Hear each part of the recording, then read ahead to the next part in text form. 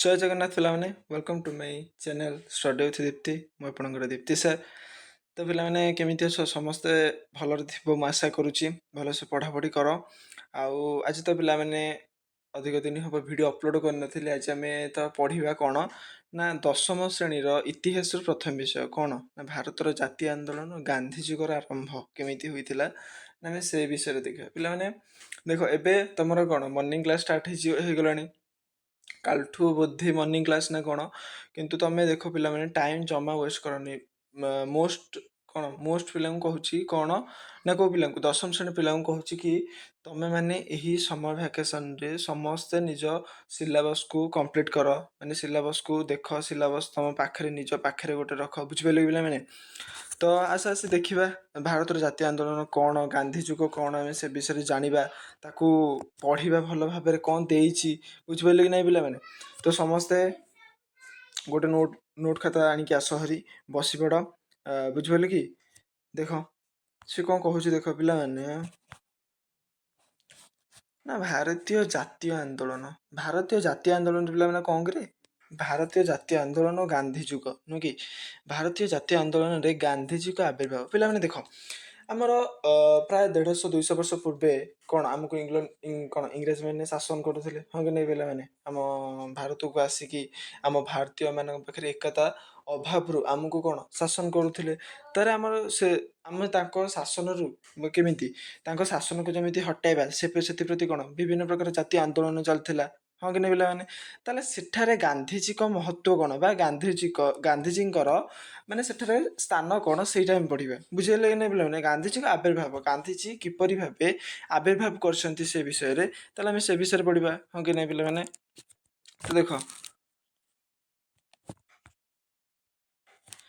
पिला मैंने ये आफ्रिकार गांधीजी से गांधीजी छुट्टी नहीं एवं अच्छी पिला देख देख फास्ट कौन देला ना पृथ्वी इतिहास पृष्ठ जो केते जन विशिष्ट व्यक्ति नाम उल्लेख अच्छी से महात्मा गांधी अन्यतम हाँ पिला माने ताले समस्त जो पृथ्वी पृष्ठ आज कि आम के 1947 स्वाधीनता पाइले ना 1947 ताले सेबेठू जे जेपरी जातीय आंदोलन होती ना क्या ना गांधीजी ना बेस अन्यतम थिला जातिर पिता महात्मा गांधी केवल भारतर इतिहास नुहे समग्र विश्व जड़े जननायक भाव में परिचित भारतीय राजनीति रे महात्मा गांधी का प्रवेश भारतीय स्वाधीनता संग्राम रे एक नूतन अध्याय सृष्टि करथिला। एही महान पुरुषों पूरा नाम थिला मोहन दास करमचंद गांधी से 1869 ख्रीष्टाब्द अक्टोबर 2 तारिख में गुजरातर पोरबंदर नामक स्थान में जन्मग्रहण करते पिला माने देख मु तो कही मुझे कौन अंडरलाइन करुच्ची ताकू गोटे नोट खातिर नोट करनियो ताकू फास्ट कौन फास्ट विषय को रिडिंग कर ओवरलुक कर नोट को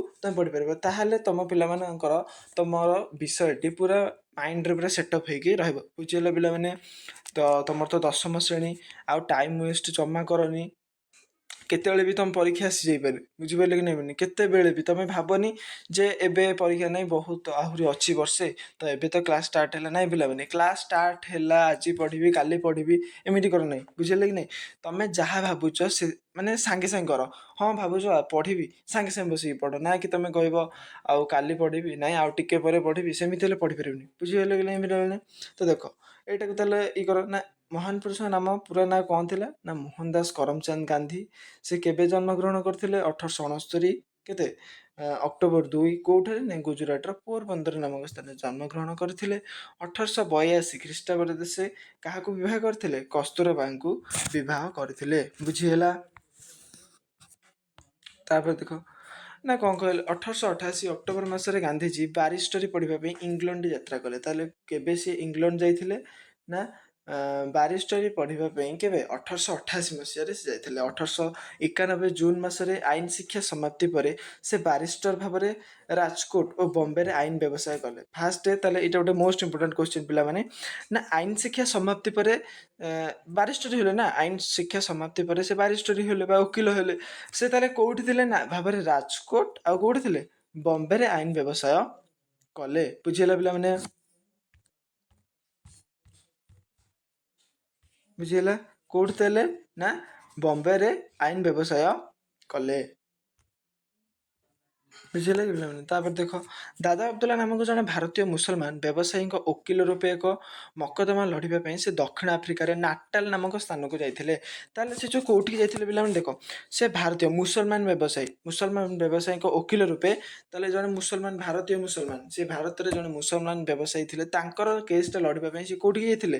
ନା ଦକ୍ଷିଣ ଆଫ୍ରିକାର ନାଟାଲ ନାମକ ସ୍ଥାନକୁ ସିଏ ଯାଇଥିଲେ। ବୁଝିହେଲା? ତାପରେ କ'ଣ ତାହେଲେ ଶ୍ଵେତାଙ୍ଗ ଇଂରେଜମାନଙ୍କ ବର୍ଣ୍ଣବୈଷମ୍ୟ ନୀତି ଯୋଗୁଁ କୃଷ୍ଣାଙ୍ଗ ଆଫ୍ରିକୀୟଙ୍କ ସହ ଦକ୍ଷିଣ ଆଫ୍ରିକାରେ କାମ କରୁଥିବା ଭାରତୀୟମାନେ ବିଭିନ୍ନ ଅତ୍ୟାଚାରର ସମ୍ମୁଖୀନ ହେଉଥିଲେ। ତାହେଲେ ପିଲାମାନେ ଦେଖ, ଆମେ ଜାଣିଛେ ଇଂରେଜମାନେ କ'ଣ ଗୋରା, ଆମେ କ'ଣ କଳା? ନାଇଁ, ଏମିତି କିଛି ନାହିଁ। ବୁଝିହେଲା କି ପିଲାମାନେ? ତ ସେମାନେ କ'ଣ ନା ଅଧିକାଂଶ ଗୋରା ଥାଆନ୍ତି। ପ୍ରାୟ ସମସ୍ତେ ତାଙ୍କର ଇଂରେଜମାନେ, ଯେହେତୁ ବାହାର ଦେଶ ଆମର ଭାରତ ଦେଶର ନୁହଁ, ତାହେଲେ ସେମାନେ କ'ଣ ଗୋରା ହୋଇଥାନ୍ତି। ଆମର କ'ଣ କଳା ଅଛନ୍ତି, ସାବନା ଅଛନ୍ତି। ହଁ କି ନାହିଁ ପିଲାମାନେ? ତ ଏଇଭଳି ଭାବେ ବର୍ଣ୍ଣ ବୈଷମ୍ୟ ନୀତି ମଧ୍ୟ ଆଗରୁ ଚାଲିଥିଲା। ହଁ କି? ତାହେଲେ ଦେଖ, ସେମାନଙ୍କୁ ସେମାନଙ୍କର ନାମ ପଞ୍ଜୀକରଣ କରି ନିର୍ବାଚନ କର ଦେବାକୁ ପଡ଼ୁଥିଲା। ସେମାନଙ୍କ ବସତି ସ୍ଥାପନ ପାଇଁ ଜନାକୀର୍ଣ୍ଣ ଅସ୍ୱାସ୍ଥ୍ୟକର ପରିବେଶରେ ସ୍ଥାନ ଉଦ୍ଦିଷ୍ଟ କରାଯାଉଥିଲା। ସେମାନେ ରାତି 9ଟା ପରେ ଘରୁ ବାହାରକୁ ଯାଇପାରୁ ନଥିଲେ। ହଁ କି ନାହିଁ ପିଲାମାନେ? ଇଂରେଜମାନେ ଆମକୁ ଏପରି ସେଠି ଆମ ଭାରତରେ ଅତ୍ୟାଚାର କରୁଥିଲେ ନା କେମିତି? ନା ତମେ ରାତି 9ଟା ପରେ ଘରୁ ବାହାରି ପାରିବନି। ହଁ କି ନାହିଁ ପିଲାମାନେ? ତ ନିର୍ବାଚନ ପାଇଁ କର ଦେବାକୁ ପଡ଼ିବ। ବୁଝିହେଲା? ତ ଏଇଭଳି ଭାବେ ସେମାନେ ଆମ ଉପରେ ଅତ୍ୟାଚାର କରୁଥିଲେ, ଆମ ଭାରତୀୟମାନଙ୍କ ଉପରେ ଅତ୍ୟାଚାର କରୁଥିଲେ। ସେମାନଙ୍କର ରେଳଗାଡ଼ିର ପ୍ରଥମ ବା ଦ୍ୱିତୀୟ ଶ୍ରେଣୀ କୋଠରୀ ଯାତ୍ରା କରିପାରୁନଥିଲେ।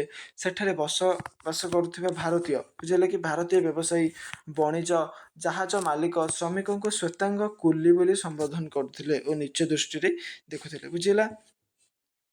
ତାପରେ କ'ଣ କହିଲା ନା ଗାନ୍ଧିଜୀକୁ କଚେରୀ ଭିତରେ ପଗଡ଼ି କାଢ଼ି ଦେବାକୁ କୁହାଯାଉଥିଲା। ତାହେଲେ ସେ ଯେଉଁ ପଗଡ଼ି ପିନ୍ଧୁଥିଲେ ତାଙ୍କୁ କେଉଁଠି ନା କଚେରୀ ବା ଜେଲଖାନା, ଯେଉଁ କଚେରୀ ଭିତରେ କାଢ଼ି ଦେବାକୁ କୁହାଯାଉଥିଲା। ଥରେ ସେ ରାତି 9ଟାରେ ପାଦଚଲା ରାସ୍ତାରେ ଚାଲୁଥିବାରୁ ପୁଲିସ ଆକ୍ରମଣର ଶିକାର ହୋଇଥିଲେ। ତାହେଲେ ତାଙ୍କୁ ପୁଲିସ ମାନେ ଆକ୍ରମଣ କରିଥିଲେ। କିନ୍ତୁ ସେମାନେ, ତାଙ୍କ ନୀତି ଥିଲା ନା ଯେ କ'ଣ ରାତି 9ଟା ପରେ ଘରୁ ବାହାରିବେନି। କିନ୍ତୁ ଗାନ୍ଧିଜୀ କ'ଣ ବାହାରେ ବୁଲୁଥିଲେ। ସମସ୍ତ ହୋଟେଲ ତାଙ୍କୁ ରହିବାକୁ କୋଠରୀ ଦେବା ପାଇଁ ମନା କରିଦେଉଥିଲେ।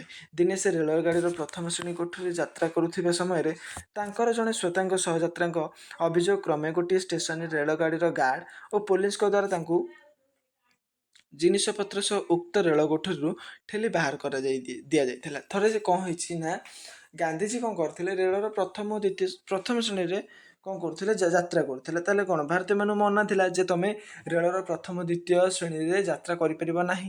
ତେଣୁ ସେଠି କ'ଣ କଲେ ନା ଜଣେ ପୋଲିସ ଅଫିସର ସେଠି କ'ଣ କଲେ, ଗାନ୍ଧିଜୀଙ୍କ ଜିନିଷପତ୍ର ସହ ରେଳରୁ ତାଙ୍କୁ କ'ଣ ବାହାର କରିଦେଲେ।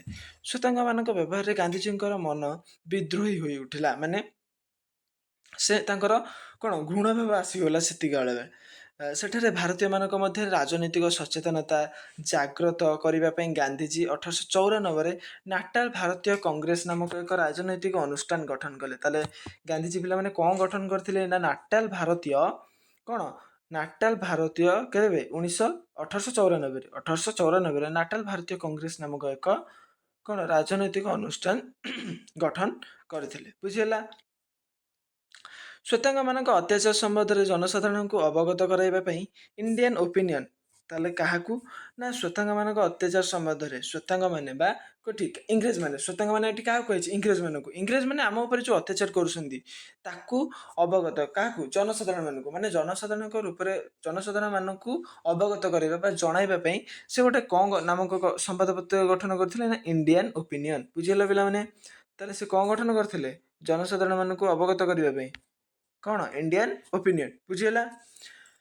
ତାପରେ କ'ଣ ଦେଲା, ଇଂରେଜମାନଙ୍କ ବିରୋଧରେ ସଂଗ୍ରାମ କରିବା ନିମନ୍ତେ ଗାନ୍ଧିଜୀ ନେତୃତ୍ୱ ନେଲେ। ଏହି ସଂଗ୍ରାମ ସମୟରେ ସେ ସତ୍ୟ ଓ ଅହିଂସା ଉପରେ ଆଧାରିତ ନୂତନ ଅସ୍ତ୍ର ସତ୍ୟାଗ୍ରହର ପ୍ରବର୍ତ୍ତକ କଲେ। 1906 ଖ୍ରୀଷ୍ଟାବ୍ଦରେ ଯେତେବେଳେ ଦକ୍ଷିଣ ଆଫ୍ରିକା ସରକାର ଏକ ଆଇନ ପ୍ରଣୟନ କରି ପ୍ରତ୍ୟେକ ଭାରତୀୟକୁ ନିଜର ଆଙ୍ଗୁଳି ଛାପ ଥିବା ପଞ୍ଜୀକୃତ ପ୍ରମାଣପତ୍ରକୁ ସବୁ ସମୟରେ ନିଜ ସହିତ ବହନ କରିବା ବାଧ୍ୟତାମୂଳକ କଲେ। ଗାନ୍ଧିଜୀ ଉକ୍ତ ଆଇନ ବା ଏଇ ଯେଉଁ ଆଇନଟିକୁ କ'ଣ କଲେ ନା ବିରୋଧରେ ଆନ୍ଦୋଳନ କଲେ ଏବଂ ଏହି ଆନ୍ଦୋଳନରେ ପ୍ରଥମେ ସତ୍ୟାଗ୍ରହ ଅସ୍ତ୍ର ପ୍ରୟୋଗ କରିଥିଲେ। ତାହେଲେ ଗାନ୍ଧିଜୀ ଏଠି କେଉଁ ଅସ୍ତ୍ର ପ୍ରୟୋଗ କରିଥିଲେ ନା ସତ୍ୟାଗ୍ରହ ପିଲାମାନେ କ'ଣ ନା ସତ୍ୟ ପ୍ରତି ଆଗ୍ରହ। ସତ୍ୟାଗ୍ରହ ମୁଁ ଫାଷ୍ଟ କହିଛି ନା, ତ ଯେଉଁ ଗୋଟେ ବୁଝିପାରୁନ ତାକୁ କ'ଣ ଦୁଇଟା ପଦରେ ସତ୍ୟଯୁକ୍ତ ଆଗ୍ରହ, ସତ୍ୟ ପ୍ରତି ଯାହାର ଆଗ୍ରହ ତାକୁ କ'ଣ ସତ୍ୟାଗ୍ରହ ଅସ୍ତ୍ର ପ୍ରୟୋଗ କରିଥିଲେ। ବୁଝିଗଲା ପିଲାମାନେ। ତାପରେ କ'ଣ ଦେଲା ନା 1906 ସେପ୍ଟେମ୍ବର 11 ଜୋହେନ୍ସବର୍ଗ ଏମ୍ପାୟାର। ବୁଝିହେଲା। ଏଇଟା ପିଲାମାନେ ଶୁଣିଥିବ ନା 1906 ସେପ୍ଟେମ୍ବର 11 କ'ଣ ହେଇଥିଲା ନା ଜୋହେନ୍ସବର୍ଗ ଏମ୍ପାୟାର ଥିଏଟରରେ ଅନୁଷ୍ଠିତ ଏକ ସାଧାରଣ ସଭା। ନା ସେଠି ଗୋଟେ କ'ଣ ସଭା ଆୟୋଜିତ କରାଯାଇଥିଲା। ସେଠି ଭାରତୀୟମାନେ ଏଇ କଳା ଆଇନକୁ ଅମାନ୍ୟ କରୁଥିଲେ। ଏଇ ଯେଉଁ ଆଇନ ଚାଲିଥିଲା, ଇଂରେଜମାନେ ତାଙ୍କ ଉପରେ ଯେଉଁ ଆଇନ ପ୍ରଣୟନ କରିଥିଲେ, ତାହେଲେ ସେଠି ତାଙ୍କୁ ମାନେ ବିଦ୍ରୋହ ଚାଲିଥିଲା ପାଇଁ ଦୃଢ଼ ସଂକଳ୍ପ ନେଲେ। ସରକାରଙ୍କ ଅନେକ ଆନ୍ଦୋଳନକାରୀ ବନ୍ଦୀ କଲେ। ଗାନ୍ଧିଜୀଙ୍କୁ ଜୋହେନ୍ସବର୍ଗ କାରାଗାରରେ ବନ୍ଦୀ କରି ରଖାଗଲା। ଏହି ଅହିଂସା ଆନ୍ଦୋଳନ ବିରୋଧରେ ସରକାରଙ୍କ ଦମନମୂଳକ ନୀତି କ'ଣ ଅଧିକ ସଂଖ୍ୟକ ଭାରତୀୟକୁ ଆଇନ ଅମାନ୍ୟ କରିବା ପାଇଁ ପ୍ରେରଣା କଲା। ଗାନ୍ଧିଜୀଙ୍କ ସତ୍ୟାଗ୍ରହ ନୀତି ସଫଳ ହେଲା। ବୁଝିହେଲା। ଗାନ୍ଧିଜୀଙ୍କର ଏହି ନୀତି କ'ଣ ସଫଳ ହୋଇଥିଲା। କେଉଁ ଗୋଟେ ଅସ୍ତ୍ର ପ୍ରୟୋଗ କରିଥିଲେ? କେଉଁ ସତ୍ୟାଗ୍ରହ। ସେଇ ଯେଉଁ ସତ୍ୟାଗ୍ରହ ପ୍ରଣୟନଟି ତାଙ୍କର କ'ଣ ସଫଳ ହୋଇଥିଲା। ଇତିମଧ୍ୟରେ ସରକାରଙ୍କ ଦ୍ୱାରା ଭାରତୀୟମାନଙ୍କ ଉଦ୍ଦେଶ୍ୟରେ ପ୍ରଣୀତ ଦେଶାନ୍ତର ଗମନ ନିଷେଧ ଆଇନ ବିରୋଧରେ ଅନେକ ଭାରତୀୟ 1908 ଅଗଷ୍ଟରେ ନାଟାଲ ସୀମା ପାର ହୋଇ ଟ୍ରାନ୍ସଭାଲ ଗମନ କଲେ ଏବଂ ଗିରଫ ହେଲେ। ତାହେଲେ ଏଇ ଯେଉଁ କହିଥିଲେ ନା ଅନ୍ୟ ଦେଶକୁ ଯାଇପାରିବନି ଭାରତୀୟମାନେ, ବୁଝିଲେ କି ନାହିଁ ପିଲାମାନେ? ତାହେଲେ ସେମାନେ କ'ଣ କଲେ ଭାରତୀୟ ନା 1908, ବୁଝିଲେ ପିଲାମାନେ, 1908 ଅଗଷ୍ଟରେ ନାଟାଲ ସୀମା ପାର ହୋଇ ଟ୍ରାନ୍ସଭାଲ ଗମନ କଲେ ଏବଂ ଗିରଫ ମଧ୍ୟ ହୋଇଥିଲେ। ବୁଝିହେଲା। ତାପରେ କ'ଣ ହେଲା ନା ସେହି ବର୍ଷ ଅକ୍ଟୋବରରେ ଗାନ୍ଧିଜୀଙ୍କୁ ମଧ୍ୟ ବନ୍ଦୀ କରାଗଲା। ଆନ୍ଦୋଳନ ପ୍ରଶମିତ ହେବା ପରିବର୍ତ୍ତେ ଅଧିକ ଶକ୍ତିଶାଳୀ ହେଲା। ଆନ୍ଦୋଳନ ପ୍ରଶମିତ ହେବା ପରିବର୍ତ୍ତେ ଅଧିକ କ'ଣ ଶକ୍ତିଶାଳୀ ହୋଇ ଉଠିଲା। 1913 ମାର୍ଚ୍ଚ 14ରେ ଦକ୍ଷିଣ ଆଫ୍ରିକା ଉଚ୍ଚତମ ନ୍ୟାୟାଳୟର ଏକ ନିଷ୍ପତ୍ତି କ୍ରମେ ଖ୍ରୀଷ୍ଟିଆନ ରୀତି ଅନୁସାରେ ସମ୍ପାଦିତ ହୋଇ ନଥିବା ଓ ପଞ୍ଜୀକରଣ ହୋଇନଥିବା ଭାରତୀୟମାନଙ୍କ ବିବାହର ସ୍ୱୀକୃତ ପ୍ରତ୍ୟାହାର କରାଗଲା। ଏହା ବିରୋଧରେ ସଂଗଠିତ ଆନ୍ଦୋଳନ ଦକ୍ଷିଣ ଆଫ୍ରିକାରେ ଗାନ୍ଧିଜୀଙ୍କ ନେତୃତ୍ୱାଧୀନ ଶେଷ ଆନ୍ଦୋଳନ ଥିଲା। ବୁଝିହେଲା। ନା ଗାନ୍ଧିଜୀଙ୍କ ନୂତନ ସଂଗ୍ରାମ ନିକଟରେ କ'ଣ ଥିଲା? ନିକଟରେ ଇଂରେଜ ସରକାର ହାର ମାନିଲେ ଏବଂ କେତେକ ଅପମାନଜନକ ଆଇନ ପ୍ରତ୍ୟାହାର କରିବାକୁ ବାଧ୍ୟ ହେଲେ। ବୁଝିହେଲା ପିଲାମାନେ। ତ ମୁଁ ପିଲାମାନେ ପ୍ରଥମେ କହିଛି ତ ଏଥର ସବୁ କ'ଣ ଏଇ ଚ୍ୟାନେଲରେ ତୁମର ସବୁ ନବମ ଦଶମ ଉଭୟ କ୍ଲାସକୁ କହୁଛି କ'ଣ ନା ଏଇ ଚ୍ୟାନେଲରେ ତୁମର ସବୁ କିଛି ପଢ଼ା ହେବ। ମୁଁ କହୁଛି ପିଲାମାନେ ତୁମେ କିପରି 2026-27 ବୋର୍ଡ଼ରେ କିପରି ଅଧିକ ନମ୍ବର ରଖିବ, ତ ସେ ରେସ୍ପନ୍ସିବିଲିଟି ମୁଁ ତୁମର ନେବି।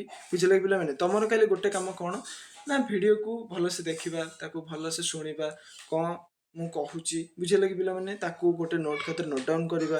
ବୁଝିଲା।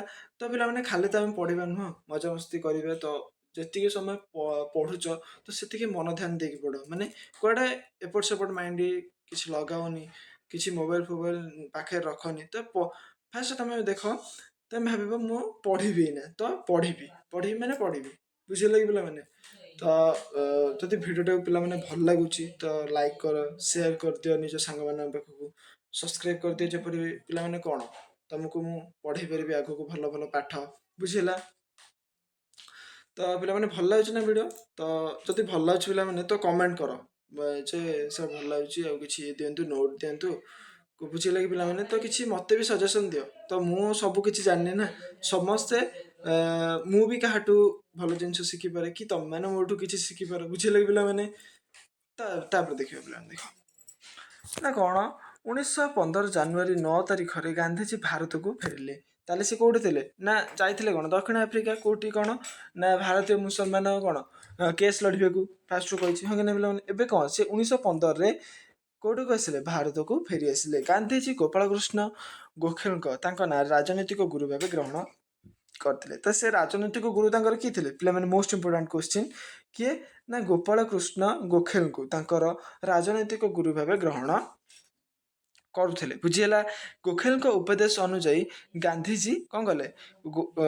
ଗାନ୍ଧିଜୀ 1 ବର୍ଷ କାଳ ରାଜନୀତିରୁ ଦୂରେଇ ରହିଥିଲେ ଓ ସେହି ସମୟରେ ମଧ୍ୟରେ ଭାରତର ବିଭିନ୍ନ ସ୍ଥାନ ଭ୍ରମଣ କରି ଲୋକମାନଙ୍କ ରାଜନୈତିକ ମନୋଭାବ ଲକ୍ଷ୍ୟ କରିଥିଲେ। ହଁ ପିଲାମାନେ ଦେଖ, ସେ ତାଙ୍କୁ ଗୋପାଳକୃଷ୍ଣ ଗୋଖଲେଙ୍କୁ ନିଜର ରାଜନୈତିକ ଗୁରୁ ଭାବରେ କ'ଣ କରିଥିଲେ? ନେଇଯାଇଥିଲେ, ମାନେ ଗ୍ରହଣ କରିଥିଲେ। ତାପରେ ସେ ତାଙ୍କ ଅନୁଯାୟୀ କ'ଣ କଲେ ନା ଗୋଟେ ବର୍ଷ ପୁରା ଭାରତ କ'ଣ ସବୁ ସ୍ଥାନ ଭ୍ରମଣ କଲେ। ଲୋକମାନଙ୍କ ମନରେ କ'ଣ ଅଛି? ରାଜନୀତି ପ୍ରତି ଲୋକମାନଙ୍କ ଭ୍ରମଣ କ'ଣ ବା କ'ଣ ଭାବନା କ'ଣ ତାକୁ ସେ ଅନୁଧ୍ୟାନ କରିଥିଲେ। ବୁଝିହେଲା ନା। ଦକ୍ଷିଣ ଆଫ୍ରିକାରେ ତାଙ୍କର ମହାନ ନୀତି ଯୋଗୁଁ ବିଶ୍ୱକବି ରବୀନ୍ଦ୍ରନାଥ ଠାକୁର ତାଙ୍କୁ ମହାତ୍ମା ଆଖ୍ୟା ଦେଇଥିଲେ। ତାହେଲେ କେଉଁଠି ନା ଦକ୍ଷିଣ ଆଫ୍ରିକାରେ ସେ ଯେତେବେଳେ ଥିଲେ, ବୁଝିହେଲା ପିଲାମାନେ, ଦକ୍ଷିଣ ଆଫ୍ରିକାରେ ଯେ ସେତେବେଳେ ଥିଲେ ତାଙ୍କର ମହାନ ନୀତି ଯୋଗୁଁ ସେ କ'ଣ କରିଥିଲେ ନା ତାଙ୍କୁ କିଏ ପ୍ରଦାନ କରିଥିଲେ ମହାତ୍ମା ଆଖ୍ୟା ନା ବିଶ୍ୱକବି ରବୀନ୍ଦ୍ରନାଥ ଠାକୁର ମହାତ୍ମା ଆଖ୍ୟା ପ୍ରଦାନ କରିଥିଲେ। ବୁଝିହେଲା। 1916 ଖ୍ରୀଷ୍ଟାବ୍ଦରେ ଅହମ୍ମଦାବାଦ ନିକଟରେ ସାବରମତୀ ନଦୀ କୂଳରେ ଏକ ଆଶ୍ରମ ପ୍ରତିଷ୍ଠା କରି ସେ ଦେଶବାସୀଙ୍କୁ ସତ୍ୟ ଓ ଅହିଂସା, ନିଷ୍ଠା ଓ ନିର୍ଭରତାର ପଥ ପ୍ରଦର୍ଶନ କରିଥିଲେ। ବୁଝିହେଲା ପିଲାମାନେ। ତାହେଲେ ସେ କୋଉଠି ଆଶ୍ରମ ଗୋଟେ ପ୍ରତିଷ୍ଠା କଲେ? ଗୋଟେ ବର୍ଷ ବୁଲିଲା ପରେ। ବୁଝିଲା କି ପିଲାମାନେ? ଗୋଟେ ବର୍ଷ ବୁଲିଲା ପରେ। ତ ପିଲାମାନେ ଦେଖ, ଆଜିର ତ ଭିଡ଼ିଓଟା ଏଇଠି ରଖିବା ପିଲାମାନେ। ସରି, ତ ମୋ ଦେହଟା ଟିକେ ଅସୁସ୍ଥ ଥିବାରୁ ମୁଁ ଲଙ୍ଗ୍ ଭିଡ଼ିଓ କରିପାରୁନି। ବୁଝିଲା କି ପିଲାମାନେ? ତ ସେଥିପାଇଁ କାଲି ବି କିଛି ଭିଡ଼ିଓ ଅପଲୋଡ଼ କରିନଥିଲି। ତ ପିଲାମାନେ କ୍ଷମା ପ୍ରାର୍ଥନା କରିବେ। ତ ଯଦି ଭିଡ଼ିଓଟା ଭଲ ଲାଗିଛି, ପିଲାମାନେ ଯଦି ବୁଝିପାରୁନ କିଛି ତାହେଲେ କମେଣ୍ଟ କର ଯେ ସାର୍ ଏଇ ପାର୍ଟଟା ବୁଝିପାରୁନୁ, ଆଉ ଥରେ ଟିକେ ବୁଝେଇ ଦିଅନ୍ତୁ। ବୁଝିଲା କି? ତ ପିଲାମାନେ ମୁଁ ସାଙ୍ଗେ ସାଙ୍ଗେ ସେଇ ଦିନ ସେତିକି ବେଳେ ହିଁ କ୍ଲାସ୍ ଆଟେଣ୍ଡ କରିବି ବା ଆପଣଙ୍କୁ କ'ଣ ତମମାନଙ୍କୁ ବୁଝେଇଦେବି, ସାଙ୍ଗେ ସାଙ୍ଗେ ଭିଡ଼ିଓ ଅପଲୋଡ଼ କରିବି। ବୁଝିହେଲା? ତ ତମେ ଅଧିକରୁ ଅଧିକ ସେୟାର କର, ଯେମିତି ତମ ସାଙ୍ଗମାନେ ବି କିଛି ପଢ଼ିପାରିବେ, କିଛି ଶିକ୍ଷା ଗ୍ରହଣ କରିପାରିବେ। ବୁଝିହେଲା? ତ ଯଦି ଭିଡ଼ିଓଟି ଭଲ ଲାଗିଛି ତାହେଲେ ଲାଇକ୍ କର, ସେୟାର କର, ସବସ୍କ୍ରାଇବ୍ କର। ତ ରହୁଛି। ଜୟ ଜଗନ୍ନାଥ।